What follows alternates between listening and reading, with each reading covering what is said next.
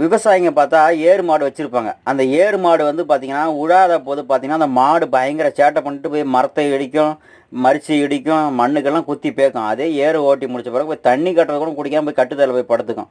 அதுமாரி தாங்க இங்கே வந்து வெளிநாட்டில் வேலை செய்கிற ஆண்கள் வந்துட்டு பார்த்திங்கன்னா ஊரில் இருக்கும்போது ஜாலியாக சந்தோஷமாக ஃபோன் கீன்னு எல்லாம் பேசிக்கிட்டு வச்சுக்கிட்டு இருந்தாங்க, போனாங்க வந்தாங்கன்னா அங்கே வந்து வேலை வந்து அவ்வளோக்கும் வேலை இருந்தாலும் செய்யலாம், இல்லைன்னா அப்படி ரெஸ்ட் எடுக்கலாம் செய்யலாம் அப்படின்னு சொல்லிட்டு இருப்பாங்க. ஆனால் வெளிநாட்டு வேலைங்கிறது அப்படி கிடையாது. கடுமையாக உழைக்கணும். ஏர் ஓட்டுற மாடு மாரி ரொம்ப உழைக்கணும். அங்கே கூட தண்ணி கூட நம்ம மாடு ஏர் விட்டுச்சு தண்ணி வைக்க ஃபுல்லாக வச்சுருப்பாங்க. ஆனால் இங்கே வந்து தனக்கு சாப்பிட்றதுக்கு தானே தான் போய் சமைச்சிக்கணும். படுக்கும்போது பார்த்திங்கன்னா டைமு இரவு 10 மணிக்கு வேலைக்கு முடிச்சுட்டு போனால் 12 மணி ஆயிரும்.